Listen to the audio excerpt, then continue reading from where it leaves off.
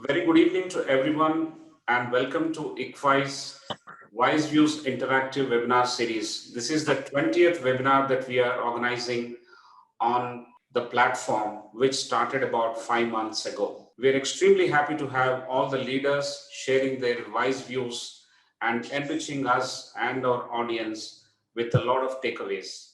Today, we have a very distinguished entrepreneur couple with us, Mr. C.K.kumaravel and Mrs. K. Veena, founders of Naturals Beauty Salon, which is revolutionizing this country and making it more beautiful.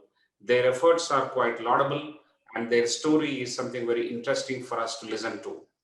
I request all of you for having waited with patience. Please mute your mics, and without any possibility for a disturbance, let us call in and welcome Mr. Kumaravel to start. But before that, let me have a brief introduction which I can share with you.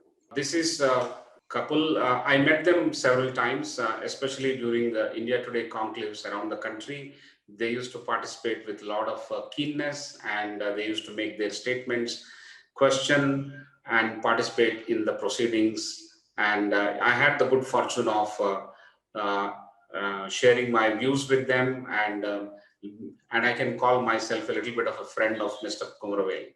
Thank you, sir, once again, and thanks for joining us. The agenda is 30 minutes of initial talk by the couple. I think it will be started by Mr. Kumaravel now, and after that talk, we will have a question and answer, which is going to be moderated by myself and my esteemed colleague, Professor R. Prasad, who has joined. This interesting couple have launched Naturals Salon, as I mentioned. They are the founders, which is now a leading salon. They have changed the face of salon industry, which was considered to be a taboo activity. They launched in 2000, and now it has become a lifestyle industry. The long-term goal of the couple is to make Naturals #1 salon. Their vision is to create 1,000 successful women entrepreneurs, 3,000 salons, 50,000 jobs within the end by end of 2025 across the globe. Inspired by his mother, by Mr. Kumaravel's mother, Srimati R.C. Hemlata Garu, Mr. Kumaravel believes in the women power and is now on a mission to create a housewife-free India. This is very, very interesting. Not only this is interesting, but the fact is that they have already created and launched over 700 salons across the country in about 92 cities. And they have empowered many women to become entrepreneurs and also created several thousands of jobs for the beauty salon professionals across the country.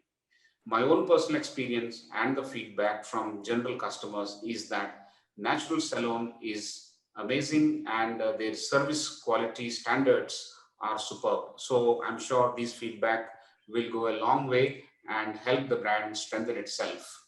Today, we will hear from the founder how they are facing the challenges that have come owing to the pandemic. Pandemic has affected everyone. I'm sure it has affected the salon industry also. With this brief introduction, I stop sharing, and now I invite Mr. Kumaravel to start his talk. Over to you, sir. Thank you. Thank you, my friend Sudhakar, for giving us an opportunity to be a part of this Wise Talk series. I think it's wonderful work and a privilege to be a part of this 20th member of this webinar series. My respects to the professor and also to all the members. My apologies for joining late. And let me quickly get into this. It all began, the seed for this is sown by my father. I'm from a small town called Kadalur near Pondicherry, in a large, middle class family. My father is the first entrepreneur I saw in my life, obviously. And his primary business is to buy pharma products in bulk and put it in small packets and distribute to medical shops. Along the way, he is a very curious person, very innovative person. He always looking for new ideas and new opportunities. And one day he was traveling to Singapore to attend an exhibition. Fortunately for us and unfortunately for him, there is a Tata bottle shampoo he was carrying in his suitcase. It broke and soiled his entire dress. Instead of blaming the Tata bottle maker or the suitcase maker. He said, hey, here is a problem. Can I fix it and convert to an opportunity? And that's called entrepreneurship. Entrepreneurship is not about an MBA degree. It is not about having lakhs of money in your bank account. It is not about a Tata Birla surname. It is about your ability to think different. Can you look at a problem and say, here is an opportunity? Then you are ready for an entrepreneurship. My father told that my father bought pharma products in bulk and put it in small packets. He said, hey, why not I also may put shampoo in small packets? He made his own machine. He packed his own, made his own formulation and packed India's first sachet shampoo and called it Velvet. Last decade, India Today came out with an article about 50 revolutions which changed in India after independence. And my father's sachet innovation was number 8 in that. That was one of the most gratifying moments for us. He said something very interesting. He said, what a rich person is able to enjoy, the poor person should be able to afford. That was his thought process for packing the shampoo. And then that's how the sachet revolution started. That's where our journey began. And second thing is, Sudhakar was talking about my mother. I have to go back to the memory lane and connect that thought. This happened some 42 years before, 12th September 1979, and my father died. And I was 13-year-old then. My eldest brother was 25-year-old, and there were 4 siblings in between. We were total 6 of us. Next day morning, my mother called all 6 of us and told, from today, I'm going to be your father and mother. As a 13-year-old kid, I did not even get a grasp of what she is trying to say. All I could understand is the family is in some kind of problem. But for the next 35 years, she did exactly that.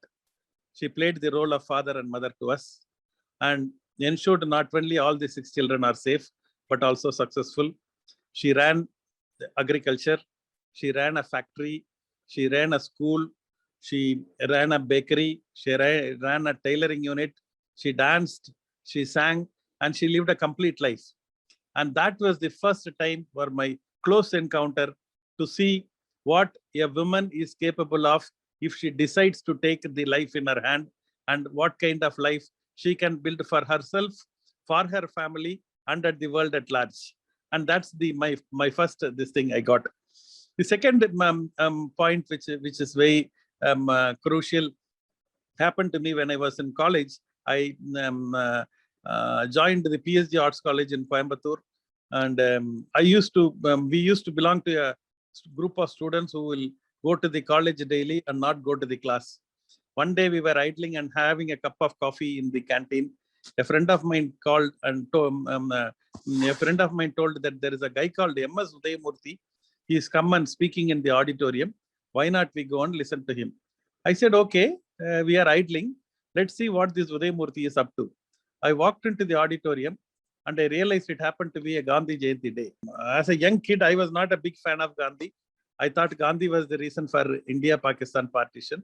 Had India and Pakistan were to be together, this Wasim Akram and Sachin Tendulkar will play cricket together and we can win the World Cup. I was not interested in this Hindu-Muslim unity or India-Pakistan unity, etc. I was only thinking, what can I do to make the Indian cricket team to win the World Cup? I presumed Gandhi was the reason for partition, so I did not like him. Obviously, this Udayamurthy was talking about Gandhi only. He said, how do we Indians celebrate the Gandhi Jayanti day? We put the Indian national flag on our chest, hoist the Indian national flag, distribute sweets and chocolates, say Mere Bharat Mahan, Jai Hind, and after that, we all go home and watch TV. That is the Indian way of celebrating the Gandhi Jayanti day. We think he is a Mahatma and we are an ordinary Atma. There is no connection between us, excepting in 2000 rupees and 500 rupees notes. He said, there is a Gandhi portrait in American Parliament, Washington, D.C. And below that portrait, it is not written M.K. Gandhi 1869 to 1948. It is not written Mahatma Gandhi, father of the nation India. It is written a single man can make a difference. Look at how Americans are looking at Gandhi and drawing inspiration. And how are we looking at Gandhi and distancing ourselves? There lies an answer for us. And that is the one line I got from my college. And that one line is enough to live my life. I am not asking you to put Gandhi picture. I am asking you to put your picture. And below that, write, one man can make a difference. One woman can make a difference. And that's the, and start watching your picture daily. Soon your life will become legendary. You know why? Our mind is made up of conscious mind and subconscious mind. Conscious mind is 1/8. Subconscious mind is 7/8. Conscious mind is, this is a man, this is a woman, this is blue color, this is green color, this is a car, this is a bike. That's called conscious mind in action. Subconscious mind is, what we took today morning, what we all did. We took the brush, put the paste and started brushing. We don't even have to think which hand to hold the brush, how much paste to take and how long to brush, because today brushing has become a subconscious activity. What we do again and again and again will become a subconscious activity. What we think again and again will become a subconscious activity. What we see again and again will become a subconscious activity. That is why when you put your picture and below that write, a one man can make a difference and one woman can make a difference, and watch that daily, you will activate your subconscious mind, and soon a legendary life will emerge. If when you have more time, don't miss Gandhi's wonderful autobiography, My Experiment with Truth. It can change lives. So that's how my college life began.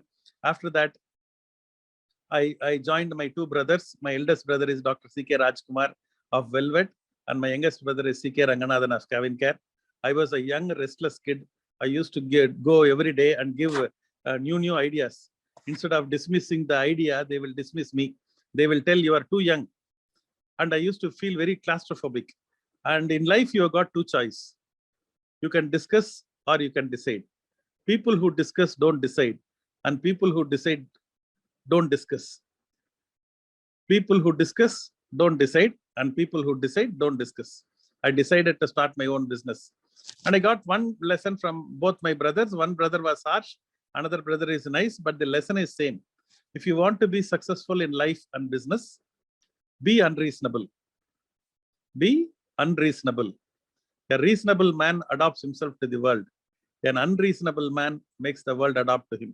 So all the progress in this world is made by unreasonable people. Period. Rain fills the size of the vessel you carry. Keep a spoon outside, rain will fill a spoon. A tumbler outside, a bucket outside, a river outside, a ocean outside. What is the size of your dream? Do you want to make lakh of rupees a month? Do you want to make 5 lakh a month? Do you want to give job to 100 people? Do you want to be the best in your state? Or do you want to be the number one in your field in the country? Or do you want to leave your mark in this world? What is your size of your dream? It takes as much time and energy to lead an ordinary life as it takes to lead an extraordinary life. There is a beautiful scene in the movie called Pursuit of Happiness. In that, the father, Will Smith, will get a basketball gift to his son. Next day morning, the father and the son will get into the basketball court. This young kid will dribble and try to shoot the ball. The ball will not get into the basket. The father will scream, "Hey boy, don't try to shoot now. You need to grow. Wait, you can't shoot now." And that's what he will scream. And he will try to walk out of the court. And this young kid will again dribble. And this time he will throw the ball. The ball will get into the basket. The father will come into the court and put his arm around the shoulder and tell this little boy, just because the world thinks they cannot, they will tell you you cannot. If you have a dream, go ahead and shoot it. Do not listen to this world. It takes as much time and energy to lead an ordinary life as it takes to lead an extraordinary life. That's the message I got from my two brothers. After that, I started my own company. And I launched a product called Raga Herbal Powder. And the product, after 3 years of super success, and the next 3 years, it became a super failure. And that is when me and my wife Veena were discussing of what to do and how to take forward and life. And my life and business was completely doomed. I was at a crossroads. And again, I had two choices. My mother told my younger brother, C.K. Ranganathan, who was doing very well at that point of time, Kavin Care was reigning. And my mother spoke to my brother and told that you join the company and you work with your brother will take care of you. I said, no, I want to be an entrepreneur. I want to be on my own. In life, you have got two choices. You can have an comfortable life, or you can have an exciting life. I decided I want to have an exciting life. And that is the beginning of the brand Naturals. The future belongs to those who believe in the beauty of their own dreams. As long as your hair grows, our business grows. It's a 30,000 crore industry. Organized industry is half the size. It is growing at 25% a year. There are around 2 lakh beauty parlors in this country, and there are around 10 lakh people who are directly employed in this business. These are some of the statistics I know today. But way back in 2000, when me and my wife Veena started this business, we did not know any of the above. All we wanted to do is to get Veena self-employed and make 60,000 rupees a month. And that is the target we had at that point of time. So we started looking at what to do. One of the biggest challenge every entrepreneur faces in the beginning is to identify what to do. Irritation is the biggest source of energy. If you are irritated about something, look them over very carefully. There lies an opportunity. We were irritated about a lack of a good quality, affordable salon. At that point of time, good quality salon was available only in 5-star hotels, which were intimidating and unaffordable. On the other end of the spectrum, we had the local beauty parlor and barber shops whose hygiene standards, quality of the product, quality of the people were very poor, to say the least. We as a customer could not fit into both. We thought there is a need for a good quality, affordable salon. That was the idea we got at that point of time. That was the problem we wanted to solve.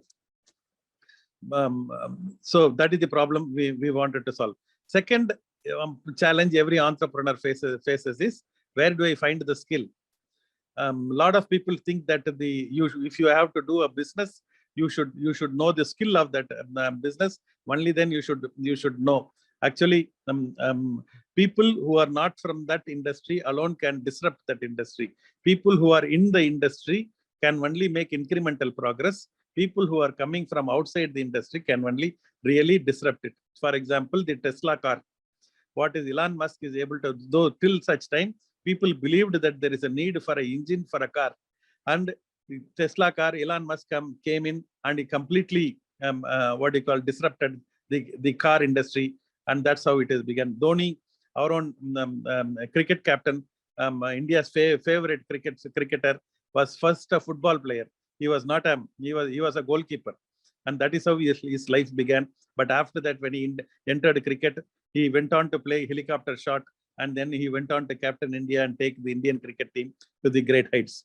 Even the Steve Jobs was not a original owner of the mobile phone industry. Mobile phone those times were dominated by Nokia, BlackBerry, and Motorola. They were the companies who were the mobile phone experts. But when Steve Jobs came into the market with a touch phone and a smartphone, the market completely disrupted it. And that's how we could take the business of Apple to such great heights. So we are not from this industry. And that is the second skill.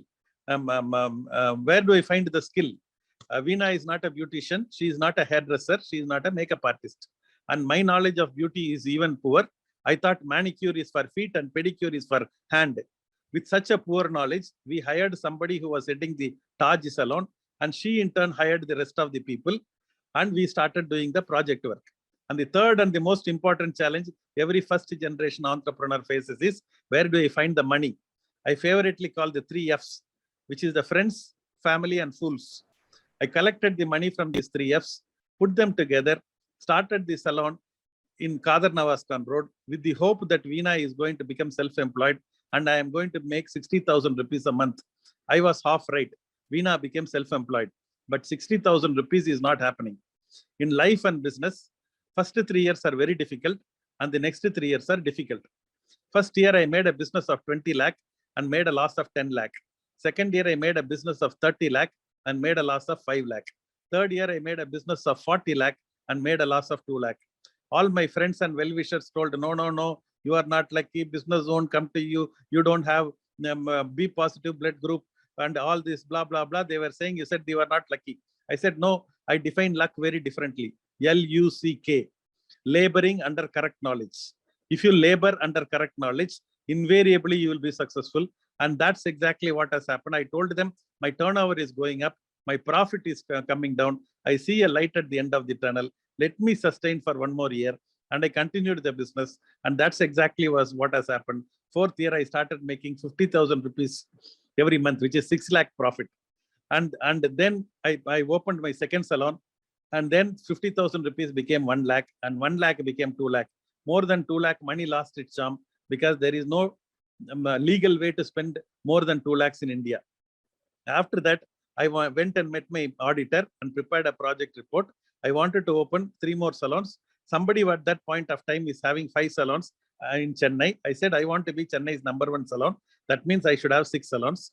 I made a project report and went and met the banker. And I told I want 60 lakh to start my next 3 salons. Banker told, no. Beauty parlor means 3 lakh should be the project cost. 2 lakh is what the bank will fund. 1 lakh is what you are supposed to bring. 20 lakh and 30 lakh for a beauty parlor, it is unviable. It will not be profitable. We will not be able to fund. That's what the banker told. But for me, no means, I am a Jack Canfield student.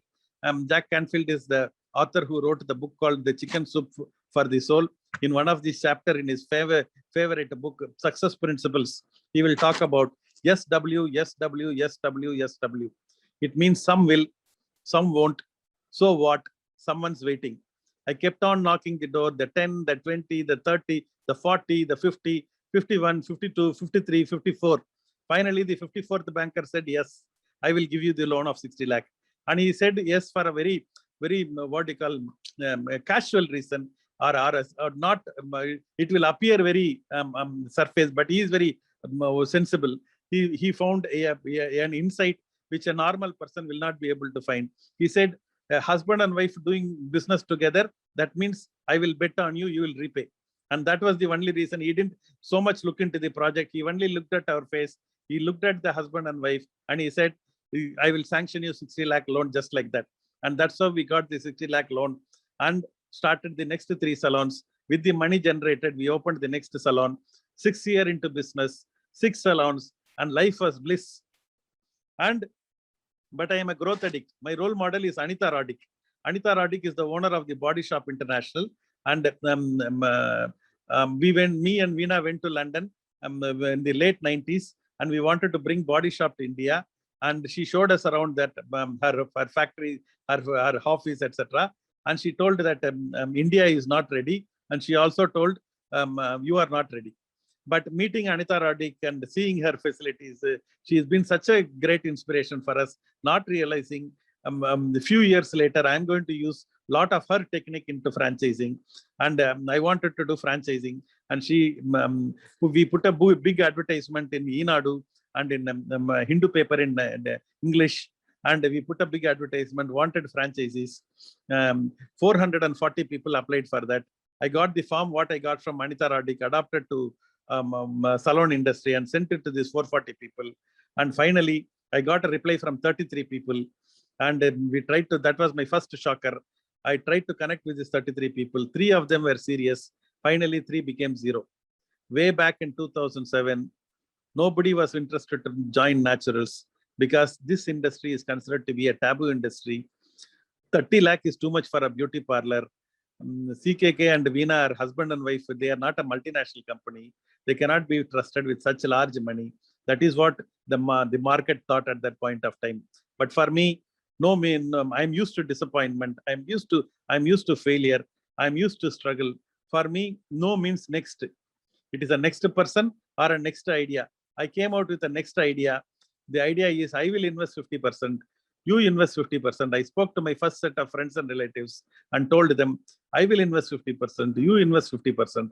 I will do all the startup work. After that, you do all the day-to-day running. We can share the business 50-50. And that idea, they liked it. Next year, the 6 became 13. The year after that, the 13 became 27. Next year, it became 58. After that, it became 110, 190, 270, 310, 390, 460, 540, 610, 610. And as I speak in front of you, we are just touching 700 salons, and we are going to open our 700th salon of this month. And that is where we have reached at this point of time. And along the way, we became India's #1 salon chain. We started making a lot of money, and we started receiving a lot of awards reserved for this category. and we appointed Genelia as our brand ambassador. Genelia is was our road number 3 Banjara Hills customer, and we appointed as our brand ambassador. Now Kareena Kapoor is our brand ambassador. All those things along the way happened, but what gives me immense satisfaction is not the money what we make, not the awards what we receive, not the number 1 status what we have got. What gives me immense satisfaction is so far we have created 400 plus financially independent women entrepreneurs. So far we have created 10,000 plus direct jobs. For me, these two are significant achievement by naturals. I have a dream. My dream is to erase the word called housewife from the Indian dictionary. I have a goal. My goal is to create 1,000 successful women entrepreneurs, 3,000 salons, and 50,000 jobs by 31st December 2025. I realized if I have to make my dream come true, I needed a lot of money. As I told before, I'm from a small town called Cuddalore in a large middle class family. And where talking about money, making, becoming rich is usually considered to be taboo. And ours is a very large family where as I told, we are 6 siblings and a lot of friends and relatives. Today we live in a society where if husband and wife live together, it is called a joint family. I'm not talking about that. I'm talking about a very serious problem of the Indian middle class. The Indian middle class thinks the rich are arrogant. The Indian middle class thinks the rich are bad. The Indian middle class thinks the rich will exploit the poor. The Indian middle class thinks to desire to become rich is wrong. That is the unsaid word in the Indian middle class. And I was a victim of that. That is when I met my teacher, Mahatriya. He told me, every good human being has the moral responsibility to be rich. Every good human being has the moral responsibility to be rich. If the good people do not desire to become rich, money will go in the hands of bad people, and the bad people will use that and destroy good people. So in your own selfish interest, desire to become rich. It is not the action of the bad people which destroy the society. It is the inaction of the good people. Money is beautiful. Money gives you choice. Money gives you choice of what dress to wear. Money gives you choice of what car to buy. Money gives you choice of where you can put your children to school. Money gives you choice of where you can get hospitalized when you're sick. Money is beautiful, but money is not everything. Money is like a fuel to your car. It is neither the journey nor the destination. It is just a part of the transportation system. Don't chase money. Make money chase you.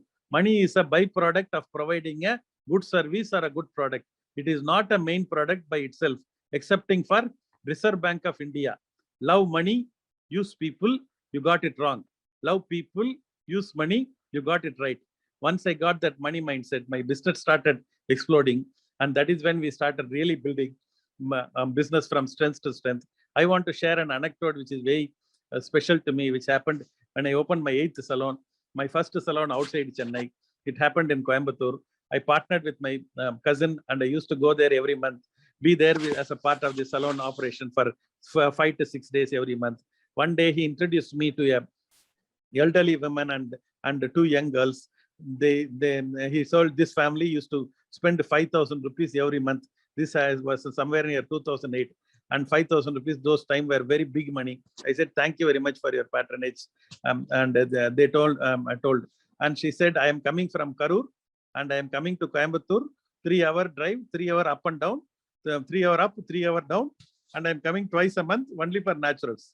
I want to open a salon in Karur, she told. Remember, I told Anita Radik told India is not ready and you are not ready. I have to give it to somebody else. I told ma'am, Karur is not ready. But she said, do a market survey and then tell Karur is ready. What Karur, she told. And before we could do a survey, she identified a place. She invited me to Karur. I liked the place, and she invited me to her house. As I walked into her house, I realized I saw there is one BMW on the left-hand side, a Mercedes-Benz on the right-hand side, and few more small cars. I told myself, why is this family wanting to open a natural salon?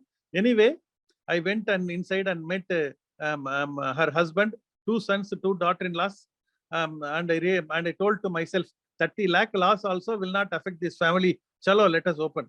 I opened the salon. 1 year later, she called me and she said, thank you. I said, for what, ma'am? She said, I made 50,000 rupees profit this month.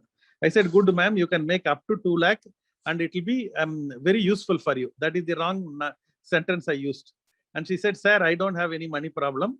My house at any point of time will have 10 lakhs in cash, jewelry and document extra. But for any money I spend, I have to give accounts to my husband and to my 2 sons. This is my money. I can spend the way in which I want. I said, you have made my day. The best fashion statement you can make is standing on your own legs. If there is a woman in your house, in the name of mother, in the name of sister, in the name of daughter, in the name of wife, who is not contributing to the financial kitty of this family, don't blame the prime minister. Don't blame the policy maker. Don't blame your astrology chart.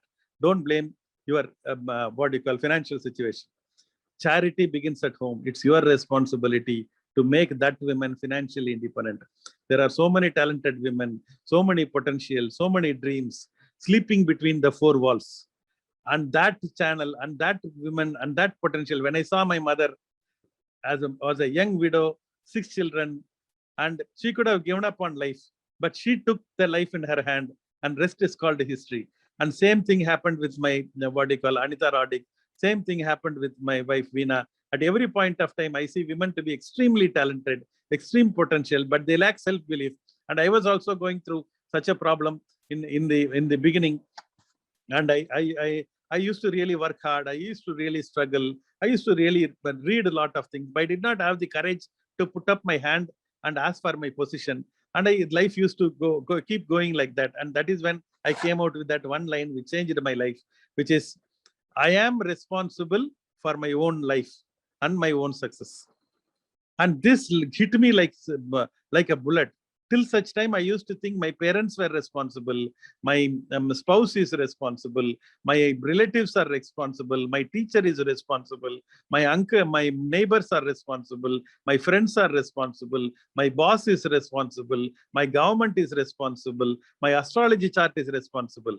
When I started realizing I am responsible for my own life, my life started changing. I want to share an anecdote today in this regard. This happened in Florence city in Italy. There's a beautiful statue called David, and the world used to marvel at that statue. People used to look at, all the visitors around the world used to marvel at that statue. Go back 500 years before, there was a 18 feet long marble block, and the museum officials called all the sculptors and told them, can you do something with this marble block? Everybody looked at that marble and said, no, no, no, no, including the famed Leonardo da Vinci. I believe he looked at that marble and told, it is flawed and useless.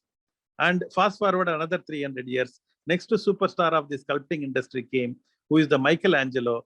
And he looked at that marble and he said, okay, I will do something with that. And he started working on that marble with his hammer and chisel. And he started working on that. One guy came to Michelangelo and he asked, hey, what are you doing with this? You are hitting that stone. And Michelangelo told, there is an angel inside. I am trying to reveal that angel to this world. Within each one of us, there is an angel. Our life journey is to reveal that angel to this world.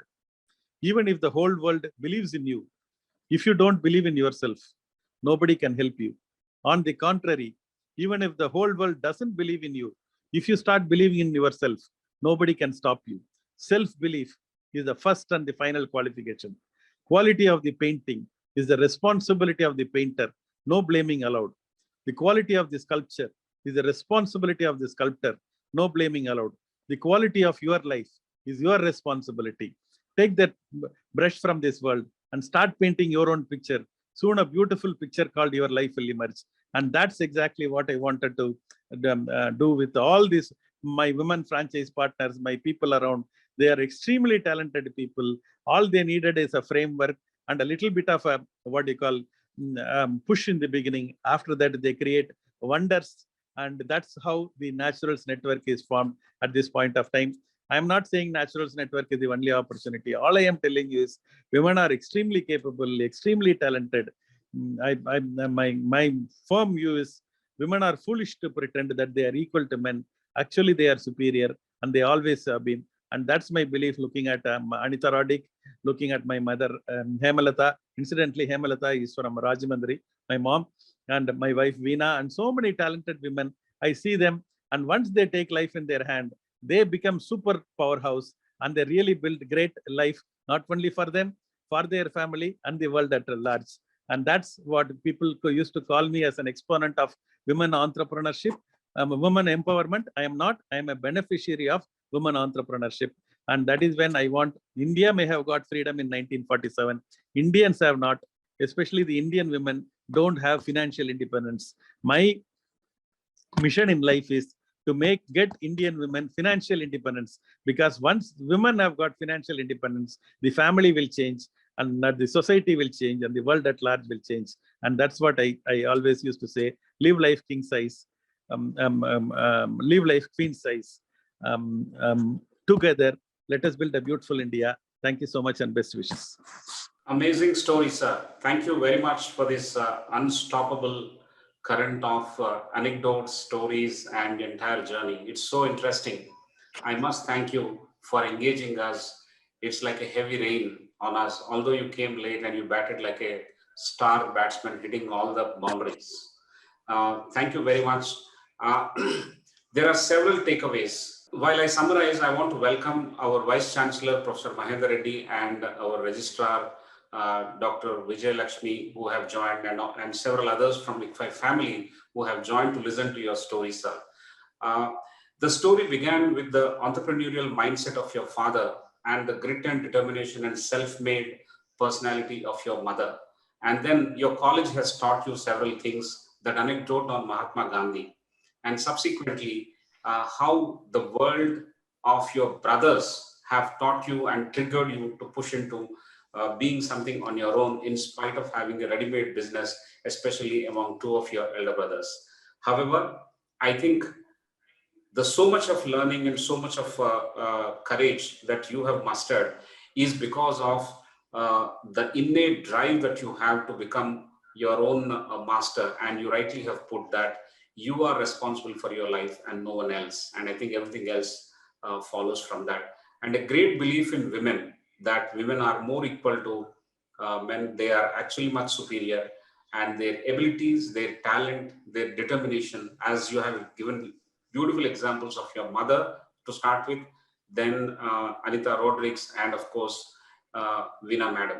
I think several people who are part of your franchise system are also day in and day out living this dream and displaying the fact that they are very strong and they are able to live on their own legs. The best fashion statement that anyone can make is by standing on their own feet. Thank you very much, sir, for this wonderful lecture. And I think it is very original and unique in your own style.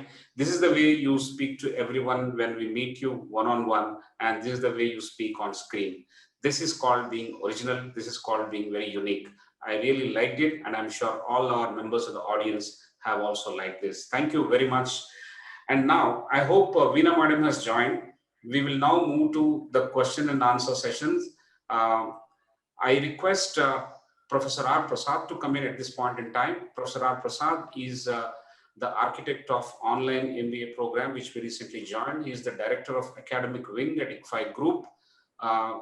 He brings with himself 3 decades of rich experience. He was an entrepreneur before joining here. So his corporate work experience and his academic exposure, all to put together, including entrepreneurship, is about 3 decades. And I'm very happy to share with you that Professor R. Prasad graduated from IIT Bombay and IIM Calcutta. And presently, he's the professor and mentor for online MBA program. Welcome, Professor Prasad, and over to you. Thank you.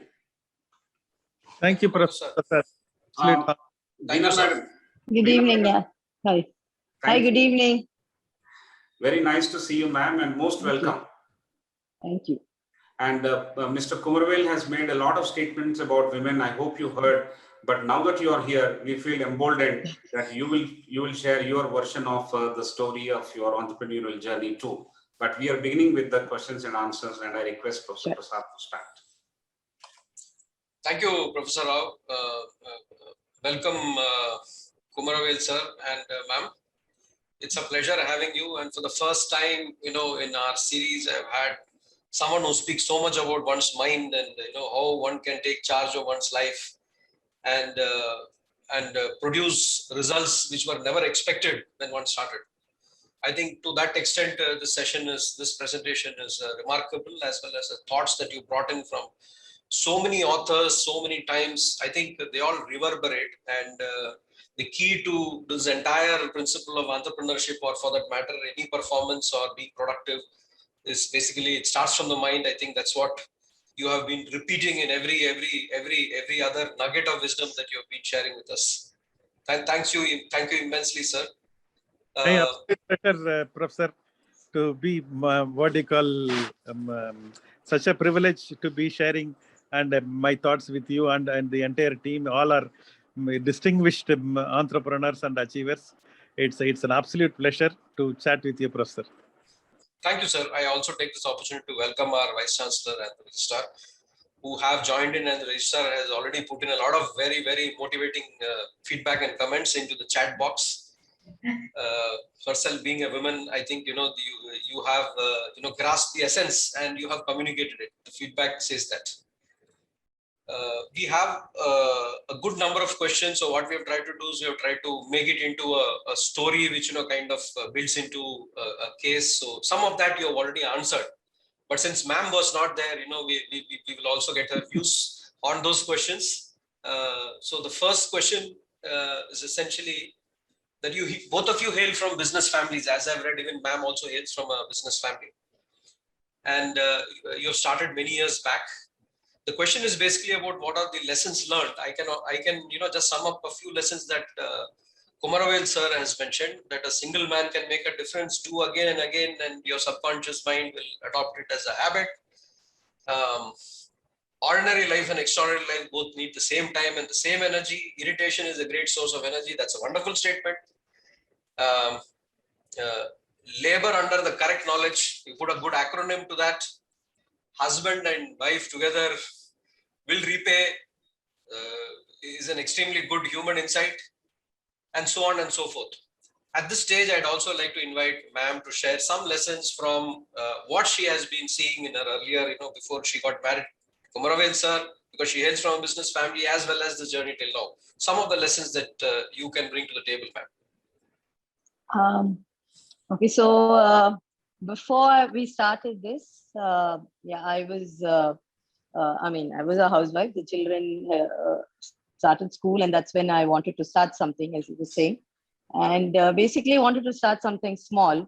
So so when this came up, we were only thinking of one salon and how and focus mainly on how to get the salon going. My main interest was using a lot of natural products.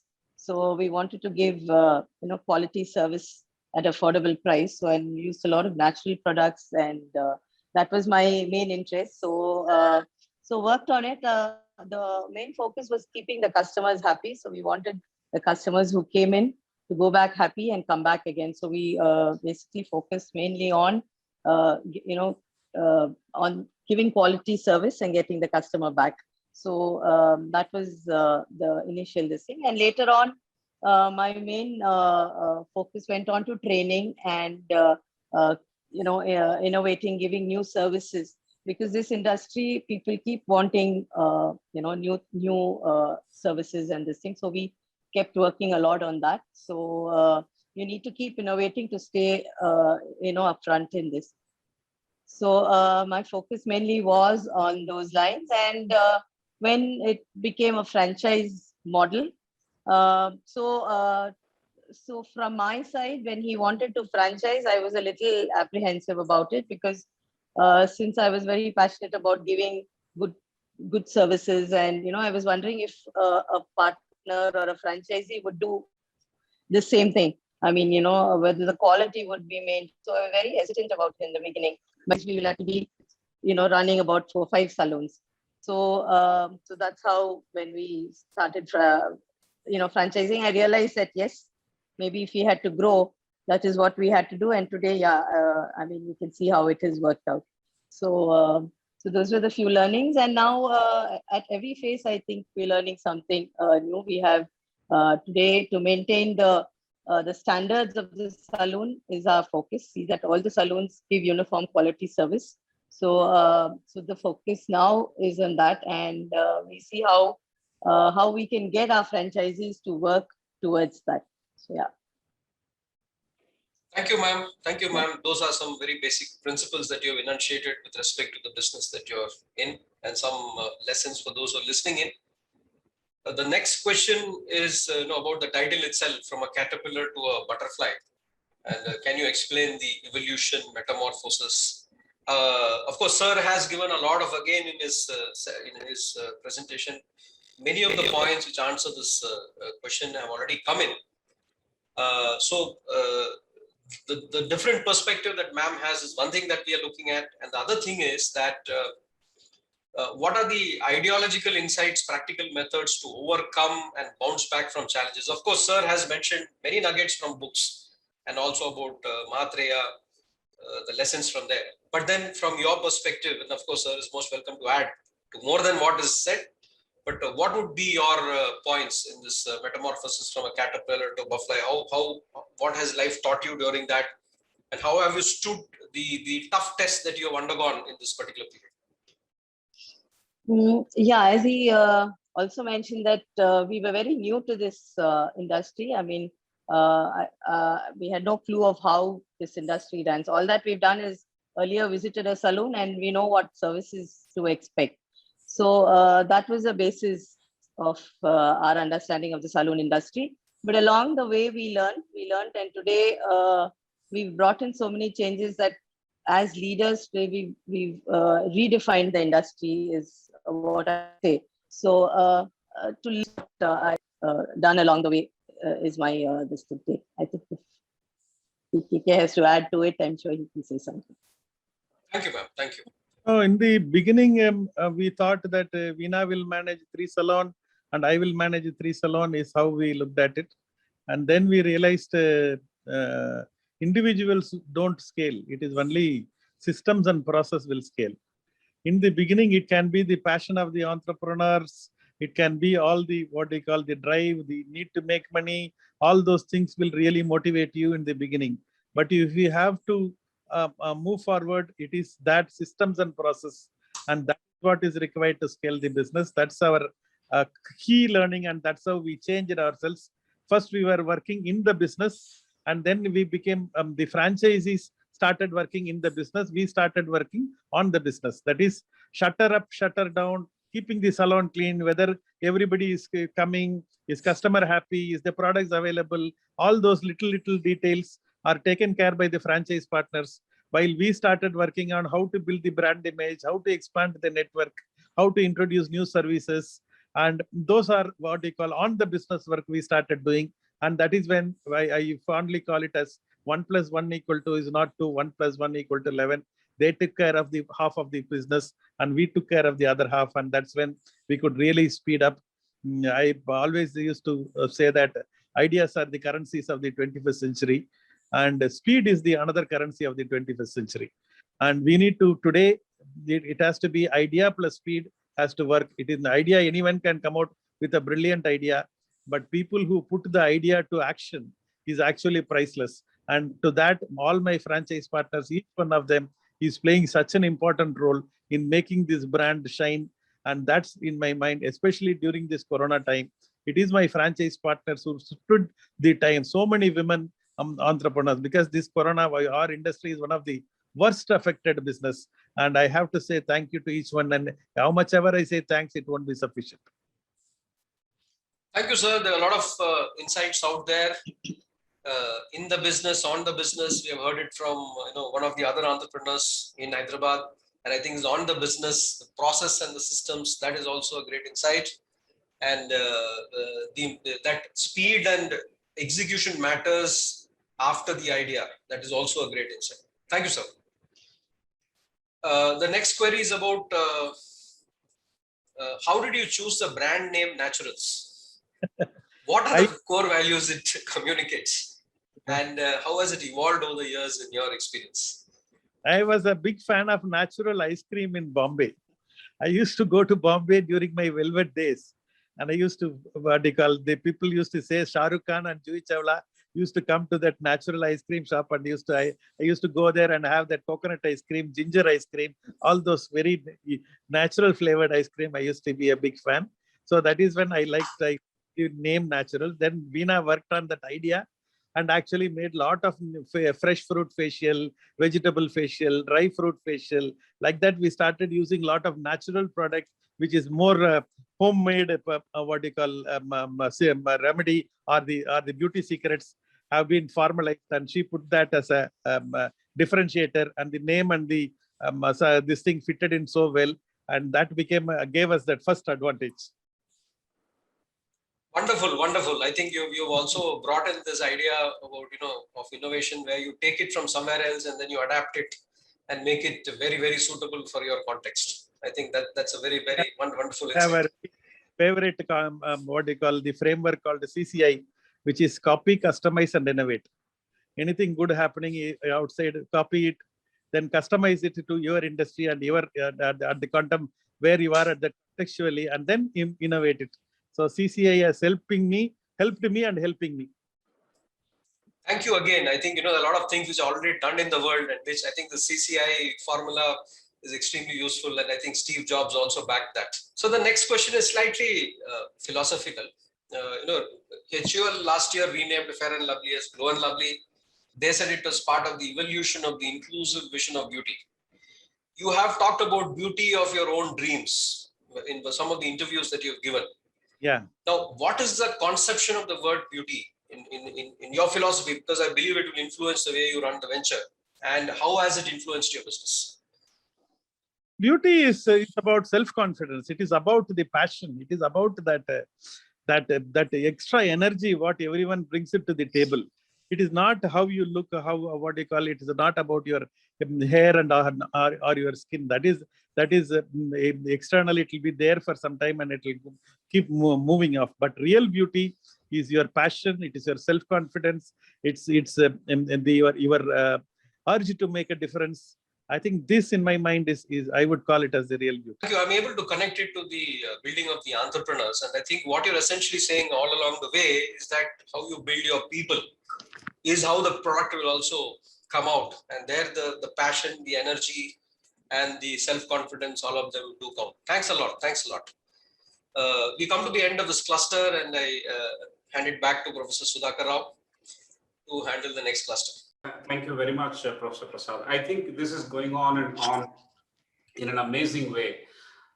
Nobody can stop this. It's like a hurricane. I think several takeaways are coming our way. The next cluster of questions is focused on franchising partnerships or business partnerships that you have done.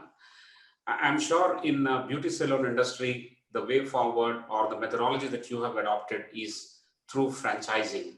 Now, what is the model? How do you select a potential woman franchisee? Any thoughts on that, sir? No, simply put, franchising is using other people's time and money. But the real equation is using other people's time and money responsibly. When you add the word responsibility to the equation, the equation gains power.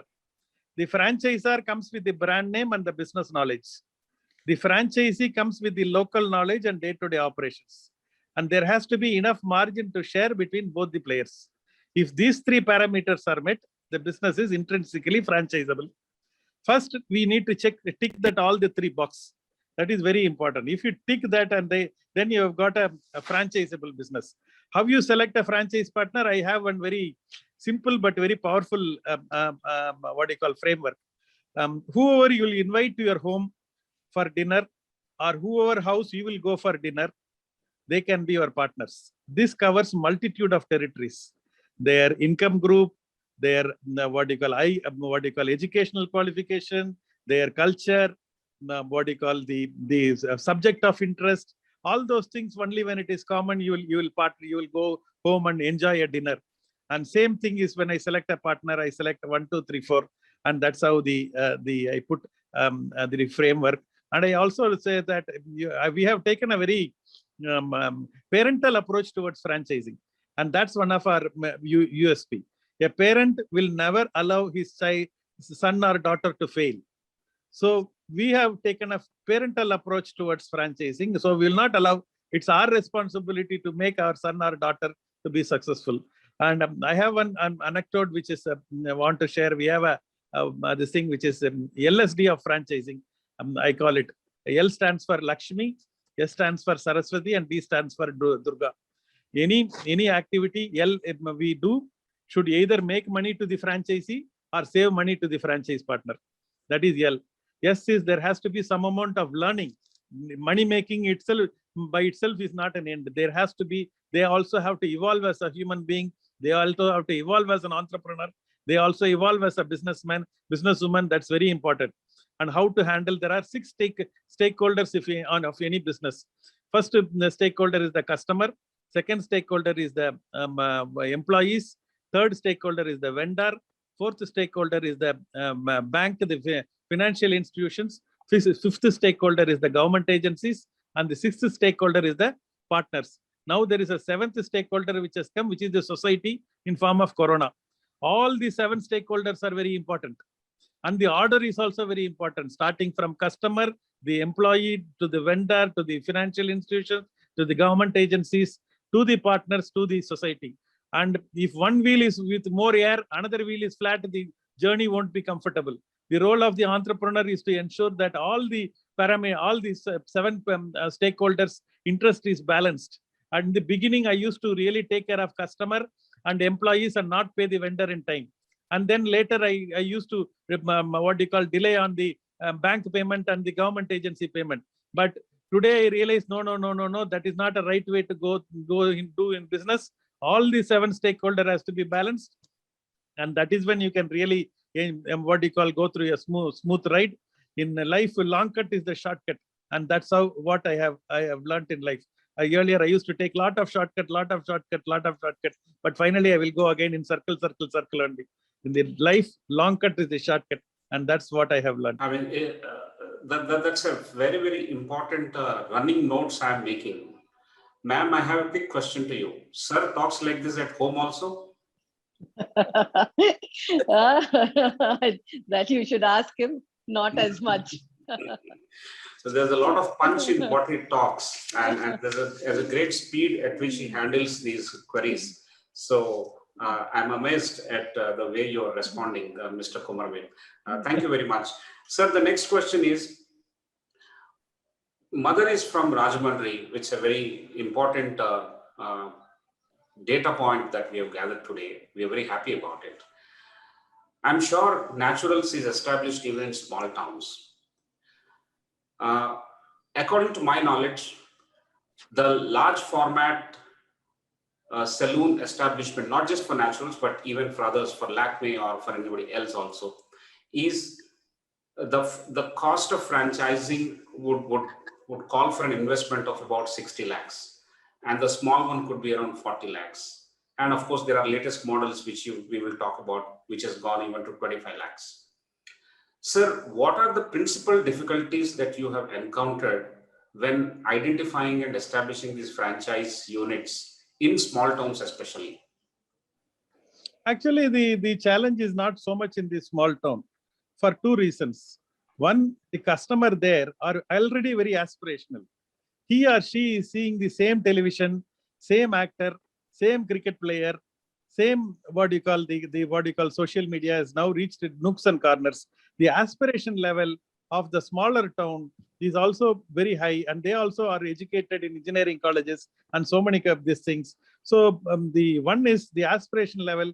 Already there is a demand, latent demand available in smaller towns. Second is the competition is very, very less. So when we started in a lot of small towns, people used to come. So far, I used to go to only Chennai to go to Naturals. I am glad you have come to my town. I used to go to Bangalore to go to Naturals. I used to go to Hyderabad. But now that you have come, so the people used to be really thankful, and they used to flock at that salon.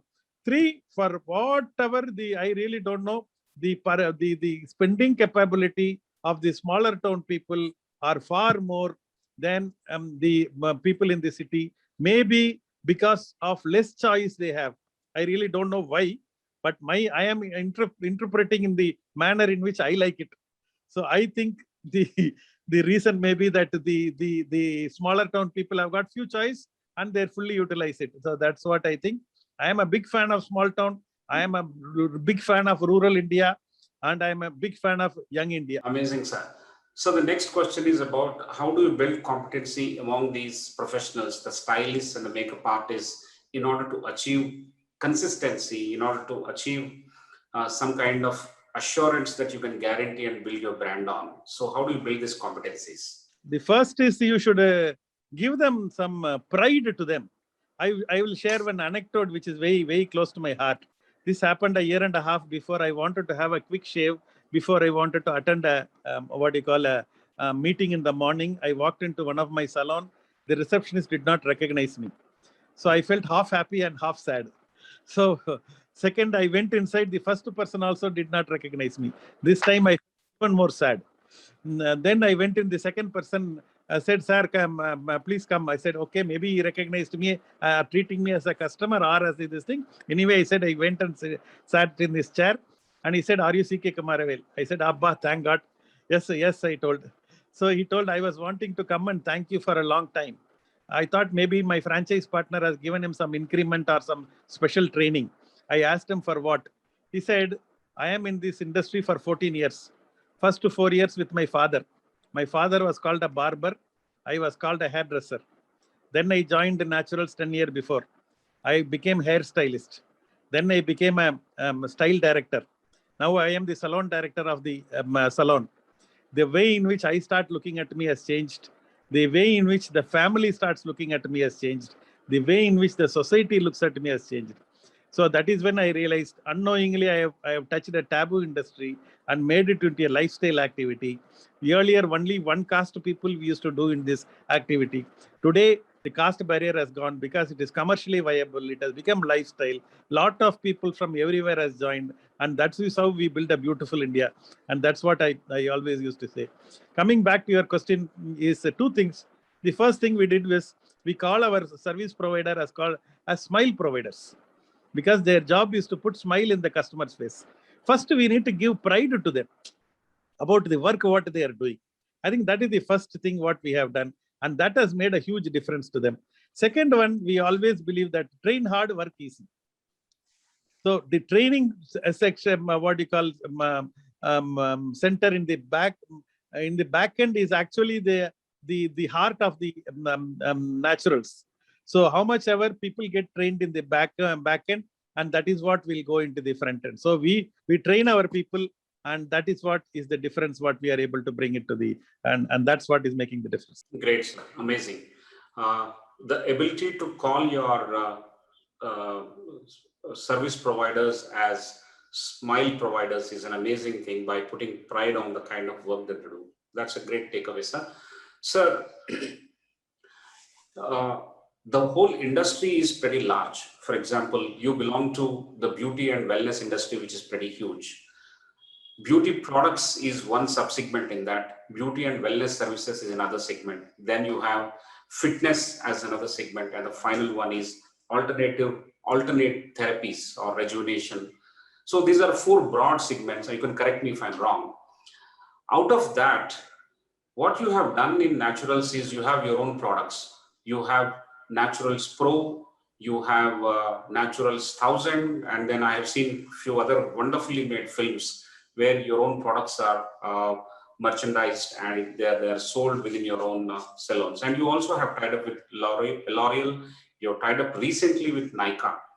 So what are your collaboration plans for building these products, and what is your product strategy? How much of revenue does this product portfolio give to you?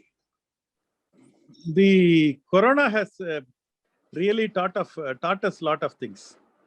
Before Corona, we were actually running very fast. We were not focusing on the adjacent opportunities which were around us. Corona has come and put a what you call kind of a stop, and we started looking where all is the additional opportunity for us. The Alvin Toffler says so nicely. He says the illiterates of the 21st century are not the ones who cannot read and write. The illiterates of the 21st century are the ones who cannot learn, unlearn, and relearn. And Corona is the best time for learning new skills, unlearning lot of certain things which we need to unlearn and relearning certain things. And when we looked at around us and we saw that, hey, finally we have lot of staff who are trained to sell, who got a good rapport with the customers, who got established trust with the customer. The retail shelf, which is rental, is already available, paid. Can we use that retail shelf like a typical what do you call a beauty product or a conventional retailer who measures every square feet and what kind of business turnover is bringing? Can we look at like that? Customer is there, their time is also there, and rapport is also there. Why not we start focusing on that? That is when we started focusing on the retail, and we not only told the customer anything curated product on beauty. It need not be natural salon. It can be Vella, it can be L'Oreal, it can be from Nika. Anyone can, we should collaborate. Today is not a time for competition. Today is a time for collaboration. Yesterday's competitor will become today collaborators. And that is how the market will move forward. And we are a big fan of this collaboration. And that is when we are talking to a lot of people, come and display the product. Our staff will be able to sell the product. And that's exactly what we are doing. So far we are at 10 to 15% is our retail business. We want it to go up to 30 to 40% of our business. We want to come from retail.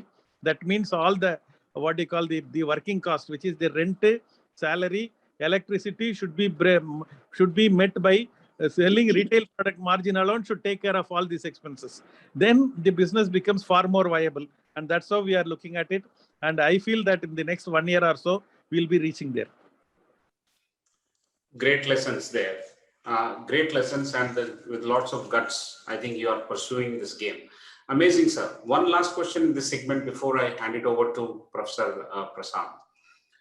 On one hand, the large number of franchises that you have is a big challenge in terms of maintaining the balance and the uniformity in terms of the quality, hygiene, the desired behavior of all the people. That is on one hand. But on the other hand, it is not that you are the first one who have entered this business. You have a 70-year-old brand, Lakme, on one hand, which you have to compete with. And then you have a new age company called Urban Company, who are actually not getting into these services, but they are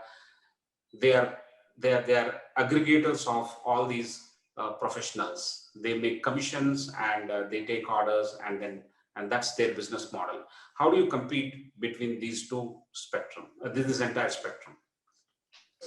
On one side, I said when we opened our first salon, Lakme used to be a 130 salon chain.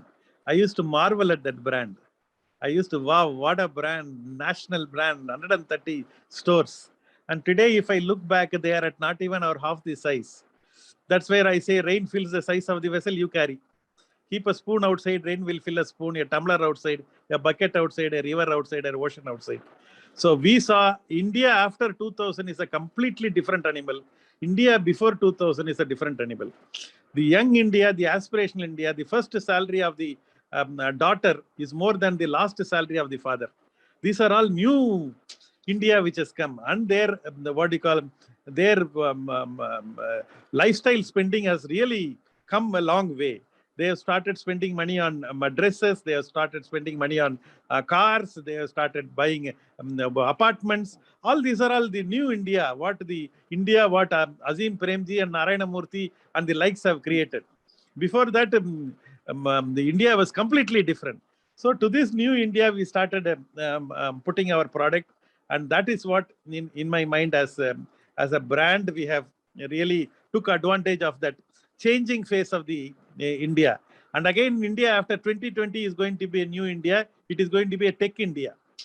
So, and that is where we are working on few products, which is all very technology oriented. My son Vaibhav, he's on the job. He is working on 2-3 products, which is very technology oriented. They understand we are immigrants to the technology. They are the natives.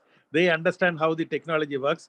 But coming back to urban company, I am not a big fan of urban company in the beauty sector, because beauty is an experience, and that can be provided only in a salon, because so many equipments and so many gadgets, it's a kind of a pampering.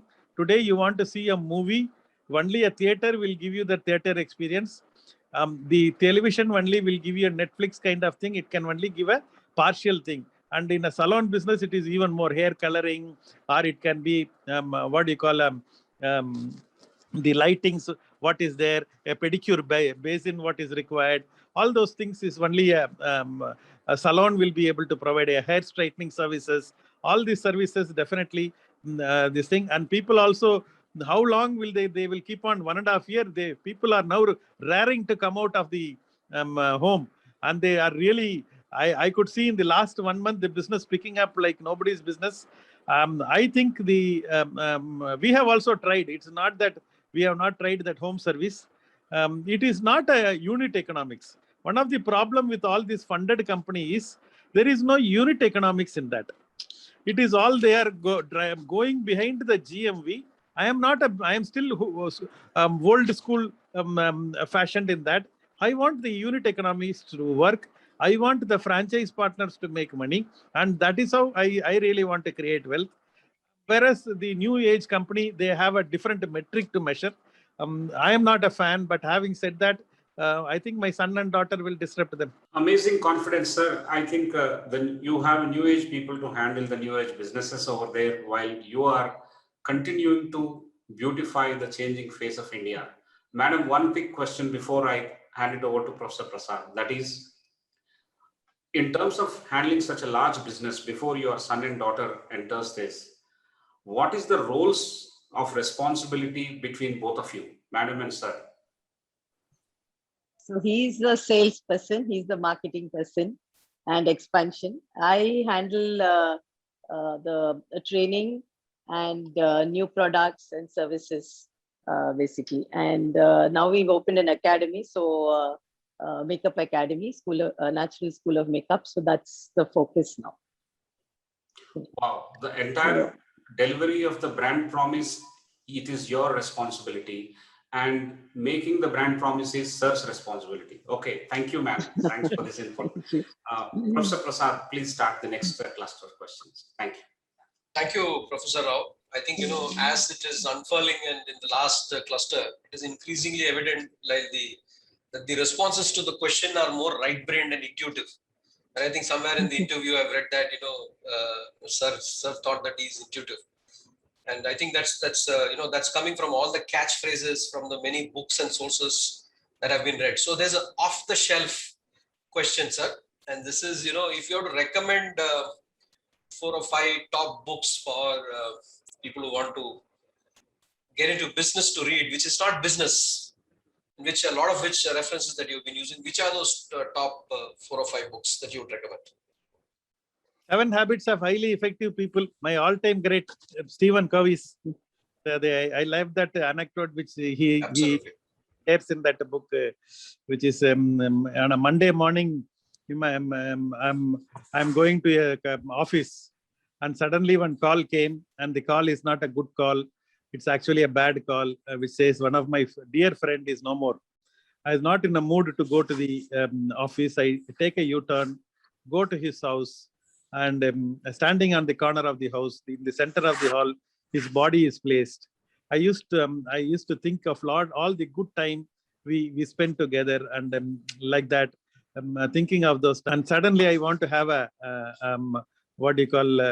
closer look at that, my friend. I go there and bend down, and suddenly I realize it is not my friend, it is me. 4 people are going to speak. One is from my family. Second is from my friends. Third is from my office colleagues. And 4th is from the society. What do you want the 4 people to say of you? If you can write in one page for each of that. That is, now you know what is your end date. And now connect the date between from here to there. That one anecdote completely changed me, and I share it with a lot of thing. I think they begin with the end in mind. Be proactive. Put first things first. Think win-win. First seek to understand, then to be understood. Synergize. Sharpen your sauce. These 7 habits, what Stephen Covey puts in his 7 Habits of Highly Effective People, is one of my favorite. Not these habits and these thoughts are available in Bhagavad Gita. It is available in Dhammapada. It is available in Holy Bible. It is available in Quran. all those things it is available, but no one has sequenced private victory and the public victory in a manner in which Stephen Covey has sequenced. So my all-time great book is Stephen Covey's 7 Habits of Highly Effective People. Second one, which is of this thing, is As a Man Thinks by James Allen.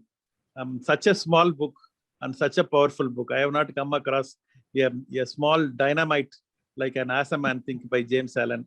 Then Rich Dad, Poor Dad by Robert Kiyosaki has completely changed the way in which we used to look at the finance. What is an asset and what is a liability, and how we need to look at the Rich Dad Poor Dad book has completely changed my style and way of thinking. That will be my next this thing. Then Think and Grow Rich by Napoleon Hill. I think that the title only says everything. I don't even have to give any explanation. Think and Grow Rich. I think that's one of my all-time favorite book, I can say. And Magic of Thinking Big by David Schwartz. When I was very young, that big thinking I got from that this thing. I am not earlier I was a Tamil medium student. I didn't tell you that. I cannot read English. I cannot speak English much in a younger age. But my father told one line which changed my life. And that line is, business success and English are related. And that's what he told. After that, I used to read some Hindu paper, only sports page and little things. Used to buy books from the platform, 50 rupees books. How to Win Friends and Influence People, Think and Grow Rich. One of my all-time favorite book. But Tamil medium boy cannot grasp much. That is when I got into this audio learning habit. And that one habit is what has really changed my life. And I got one cassette and put it into this Walkman and started listening. And suddenly I started understanding little. I converted all my downtime into uptime. The beauty of audio is you can convert all your downtime to uptime. My downtime is my waiting time, my driving time, my walking time has all become a learning time. For reading a book, you should have a good atmosphere. Lighting should be good. Nobody should be disturbing. And only then you can read a book. Whereas for an audio, the driving time, you all keep on listening to A.R. Rahman music and Ilayaraja music. We keep on listening to them. Only their life will change. Our life won't change. If you want our life to change, we need to convert downtime into uptime. That thing happened for me in that audio. I strongly recommend to you. Today, wonderful Audible is there. And audio app is there. Lot of YouTube videos. So many things are available. We have now information overload. We need to select the right information and focus on that. So at that age, if I have to single out one thing which really helped me is that formal education will make you survive in life. Continuous education will make you a fortune. If you want to earn more, learn more. And that's my this thing. Thank you, sir. I think you have moved far beyond think and speak English and read and speak English. You're actually thinking English. I think it's fully in your DNA. You know, the way you are, you know, you're the barrage, what Professor Sudhakar Rao was talking about, you know, the rain, the relentless rain, it's there in your thought process. I think it's come into your DNA, and I think that's what is coming across pretty clearly. Thank you, sir. The other thing which I found very interesting and which is very useful to us is this Tier 3 small town cities, because we also, when we do our analytics, you know, we thought that, you know, we keep this thing that first we have to target the big ones, then we have to target the next ones. But I think there are a lot of insights in what you said about, you know, the real India and the aspiration. And I think that's something that we'll take away for what we do as an organization and what we do for the online MBA. Thank you, that sir. is also an insight, sir. Thank you. There are a lot of questions. We are already at 8:08. So, Professor Sudhakar Rao, how do we do? I am not in a hurry, sir. I come late. So I have Great. this thing. Fantastic, sir. Fantastic. Mr. Kumaravel is not in a hurry. He is a hurricane himself. Sir, Professor Prasad, you want to finish the module that you're handling? Or Yeah, I'll do that. Yeah, thank you. The first question here, sir, is in the next cluster, basically about entrepreneurial strategies. And you have entered Dubai, and you had plans for opening in the US also. How do you see the growth model in the coming 5 years? Perhaps the pandemic has, you know, reorganized your plans. How do you see the how do you see the growth model in the coming 5 years, and what kind of opportunities do you see in that? So one of my dream is to make Naturals as the #1 salon chain of the world. Lot of times Indian brands restrict themselves because we are not willing to. We keep our formula, our operation method as a secret. There is no secret. There is no secret in life. There is no business secret. Only that's as I told, individuals don't scale. It is only systems and process will scale.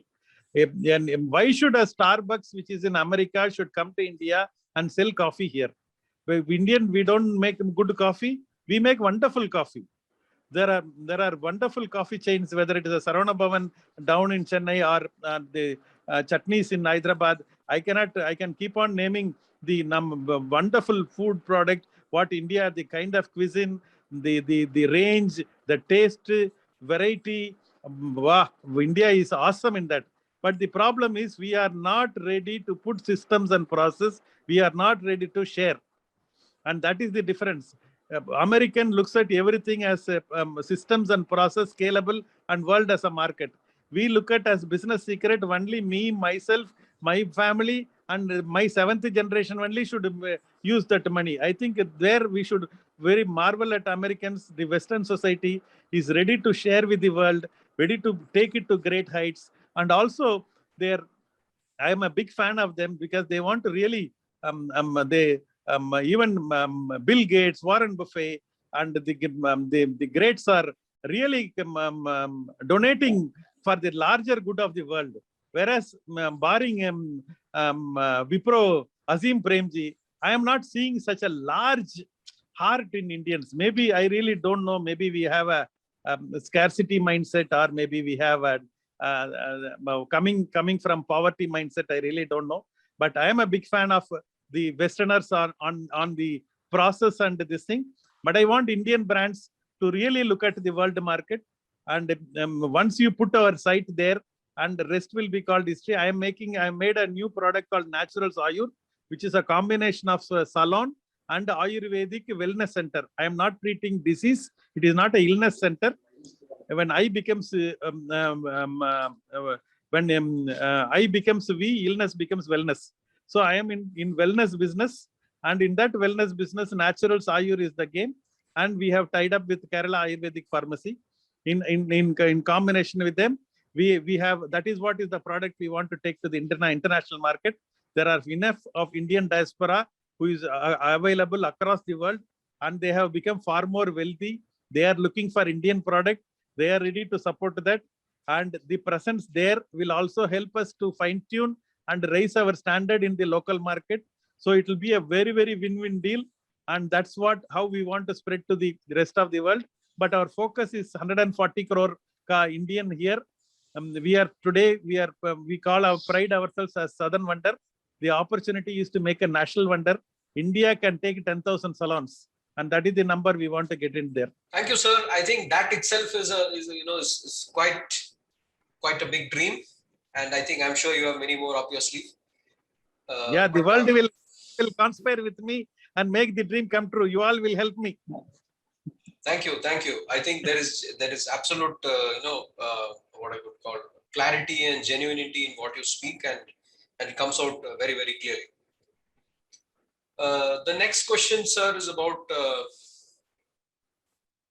you have mentioned somewhere about entrepreneurs being freedom fighters, and women entrepreneurship is seen as a potential solution of employment as well. In fact, a Bain report in 2019 says that as of now, only 25% of enterprises are women enterprises. And that too, the employment there is about 2. The average employment per enterprise is about 2. And what they say is that this figure can move up from about 12 million to 30 million by about 2030. And that this can provide about 15 odd million jobs in terms of what its employment, 60 million jobs. That is, about 5 times the number of enterprises it can provide. So there is a national need for women entrepreneurship. Apart from the general cry for entrepreneurship that is there in Startup India, etc., there is a national need for women entrepreneurship. what in your view are the key things which need to be done in order to? The first question, the entrepreneurs are the new age freedom fighters who will pull India from the shackles of poverty. This is a line I took from C.K. Prahalad. It is the business at the bottom of the pyramid. In his last lecture before his death, he spoke about what is the India's problem and what is the potential solution. For 350 years, the Mughals and the Britishers have looted us. And for the next 74 years, it is the turn of our local people. There are 4 Indias. The first India is what I call the power India, where there is a government ministers, the bureaucrats, the middlemen are there. The name will change and the game will continue. The second India is what I call the poor India. More than 50 crores of our Mera Bharat Mahan is living in subhuman condition. They don't have basics. They don't have basic health care. They don't have basic education. They don't have basic shelter. They don't even have basic toilet. But the power India and the poor India are in nexus. The power India wants to keep the poor India poor, and the poor India wants some handouts, some waivers. And what the poor India requires is education and employment, which the power India is not in a mood to give. Because once they get educated and they get employed, these people have to move away. Which brings me to the third India, where most of us belong to. It is what I call as the new rising middle class. Our parents may not have led a great life, great lifestyle, but because of the technology and because of the globalization, we have started living a great lifestyle. Aircraft travel, 5-star hotel, international travel, the holidaying are all now part and parcel of our life. But we are myself society, because we are coming from scarcity mindset. First time we are seeing little money and we don't know how to really come out of this. Which brings me to the fourth India, which I call is the entrepreneurial India. Entrepreneurship is your ability to use minimum resource and achieve big dreams. And that is entrepreneurship. So this entrepreneur who can think out of the box will align with the third India and come to power India to give solution to the poor India. Because entrepreneurs alone can create jobs. What the poor India now requires is jobs. And that is why I call entrepreneurs as the new age freedom fighters who will pull India from the shackles of poverty. It is not the violence of the bad people which destroy the society. It is the silence of the good people. Politics is not a bad place. It is filled by bad people because good people are staying away. And that is what is this thing on the new age freedom fighter bit. The second one you were talking about. I'm sorry, I forgot the Women entrepreneurs, and what do you think? A few things which can take us on that. No, I think Swami Vivekananda said so beautifully. Society is like a bird. Men and women are its 2 wings. The bird cannot fly with 1 wing. And but unfortunately, there is a huge resistance from women. Before, in the pre-independence era, when you go to your grandmother, there used to be 8 to 10 children, and then they used to take care of the cooking. Then they used to take care of the household domestic chores. Then in that farming, agriculture, the first sapling is the responsibility of the women. After that, they will make buttermilk, and that buttermilk they will sell, and with that money they will make a kasamala, which is the gold, round gold around the neck. And that much women were very, financially prudent, and they used to participate in everything. That much was women power to a 2 generation before. Slowly, steadily, the patriarchal this thing has taken over and told women, you be at home, etc., and made women make them self-doubt of themselves. And I believe, I think authorities and responsibilities are never given. It has to be taken. And in India, women are not ready to take the authorities and responsibilities. The first thing, they should realize their potential. When a person is sleeping, when the house is on fire, all we have to do is wake up that person. The person will find their own way of coming out of the house. I think today all we need to, as a society, what we should do is we should make women realize their potential. And we should tell them, hey, you are a superpower. If you are able to tell that, they themselves will find the answer. And that's what this thing to the thing. We don't have to specifically give lot of things to them. They are intrinsically very talented and intrinsically very disciplined. intrinsically very focused, and they can make miracles. Thanks a lot, sir. You've given two insights. First is, the great thinker C.K. Prahlad, and you are kind of manifesting the execution of his vision, or you've laid out how what he said can be made practical. And I think that's very, very, very realistic. And it also solves that age-old problem that we have between the number one and the number two, which we see a lot around us. The other thing is the very simple message and the starting message which sets the fire, which is awaken women. I think these are the two things that we take back. Thanks a lot, sir. I hand it back to Professor Sudhakar Rao for the next cluster, last cluster. Thank you. Sir, in your website, it is mentioned that you don't have to do further marketing. Probably that's a statement to your franchisees. Who takes care of marketing and how it is done, and what works best for the industry according to you? So marketing is something what I love from the younger age. I don't know. I have some kind of certain words gives us the rush. The younger age, it was marketing, advertising. Then it was innovation, and then it is franchising. These are the words I really love. And now it is collaboration. These are some things which is very close to my heart. And I take care of the marketing. Marketing is in my mind ability to put the customer first. Very simple. Ask the customer what do you want, and then work around that thing.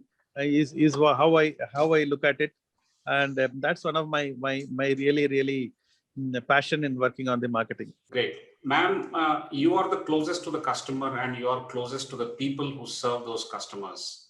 From your perspective, what are the insights and how those insights are converted into action for Mr. Kumaravel to manifest that into marketing and marketing activities, or probably even collaborative activities? Since services and products, I mean, I don't understand how exactly you the question clearly, actually. Yes. The question is, since you're closest to the customer, I'm sure you are observing a lot of insights, feedback, their Yes. objections, if any, or their acceptance, which is more often happening. How do you gather these things and convert that into an actionable insight? Yeah, so we have a team basically. So they are able to collect the information, the customer feedback, and we have customer feedback coming in through now digitally. Yes, customer feedback comes to us directly. So this is passed on, and also the customer requirement at the floor, at the saloon level. We have franchisees also who connect with the customers to understand what services they require. So a lot of new services that are introduced is from what the customer wants, what is there, and so that is passed on, which is what we project. These offers and this new inaugural services that we offer, and then festival services that are offered, comes from the customer as to what they require, and then it's passed on to him. Basically from the smile providers, because they are at the floor, so they collect information and then it is passed on to the area manager and he reaches it to us. Great. It's a well-structured mechanism that you have to take the customer requirements, convert that into insight, and then put it into action. Amazing, ma'am. Thank you very much. You said you have the training academy and you take care of the training activities as well. Now, the products and services that Naturals is offering is transforming the personality on one hand. On the other hand, the education focuses on the perfection that is already lying in a human being. Now, how do we develop these ethos to focus on what is going to be the best contribution to the society? How does Training Academy bring out that best ethos to contribute best? So basically, these people are the ones who go and serve the customers. So we work on improving their skills and constantly work on that. So we have a good team. Today, we have experts from the various fields to come and teach and take regular classes for them. So this is done constantly, and we definitely have a lot of brand support. So they also contribute to upskilling our staff as well as students constantly. So Veena has touched a very important point, which is the support what we receive from the brands, which is the L'Oreal, Vela, the Schwarzkopf, and the likes of the brand. These brands are having an international experience, and they deal with variety of the salon chains across the country and also across the globe. They will come and teach us and share with us what is their learning from them. And that will really help us to spot the trend and connect the dots and keep moving forward. Amazing, sir. Thank you very much for that input. Sir, we are now coming to the end of this conversation, and it's a pretty long session and we thoroughly enjoyed it. I'm saying this because I might forget saying these things towards the end, whereas you have an amazing memory, you will never forget anything. So the question is, the newly targeted home services segment, how is it shaping up vis-a-vis the salon segment, which you already have? Because this is a requirement which is compelled by the pandemic, and we need to survive and stay afloat. So I'm sure you spoke in one of the interviews in media about home services segment also, not just with naturals, but for the entire industry. How is it evolving? No, it is a mixed bag, I should say, that we tried ourselves. It has not worked well for us. Then we partnered with House Joy, because they will get us the order and we will do the servicing. Even that has not worked really well for us. And now we are in the process of rejigging itself, because any order which is less than 500 rupees, it is not making unit economics for us. Though travel time, the staff cost, and the staff to cost of travel, time for travel, all those put together, any service which is less than 500 rupees is commercially not viable for any of the stakeholder. I feel if as I told, I'm little from the old school. I wanted to make money for all the stakeholders. If I rob and Paul Peter, I cannot be able to do that on a continuous basis. And moreover, after the pandemic, in the last 1 month, we are in touch with the people who have taken home service. More than 70% of the people are ready to come to the salon only. People who cannot come to the salon either because of the old age, or they have not vaccinated, or because of pregnant and some nursing mothers, etc., only require salon services at home. By and large, the regular people who are stepping out of home are preparing home services, what is our understanding. I feel that more and more we do that, the home service market will be only a niche market. It will not disrupt the mainstream business. Great, sir. Great. Thank you very much for that. I have another question, short answer questions. The Vyomo which you have acquired from Yuvraj Singh, it has not done well, I understand. Any comments on that, sir? No, I think that was our first failure in the home service business thing. We thought that people will adopt when, especially instead of taking a service from an unknown person, if a brand who is an expert in that field, if they come and serve the people at their home, I thought a lot of people will take. We even gave discount, because most of these home service people are also very discount oriented people. So the online companies have trained the customer. The online companies have trained the customer to expect more. They are more than 70% of them are discount oriented customers. So it has not really worked for us. But anyway, it's a life. We have to keep on giving feedback in different things. One of the things I really pride of ourselves, we have made more mistakes than anybody else in this field. That is our biggest advantage. And more mistakes you do, more correction, and more learnings and more correction. Life keeps on giving you feedback. Feedback is the breakfast of champions. You need to convert that feedback and see what works, what doesn't work, and you have to take forward.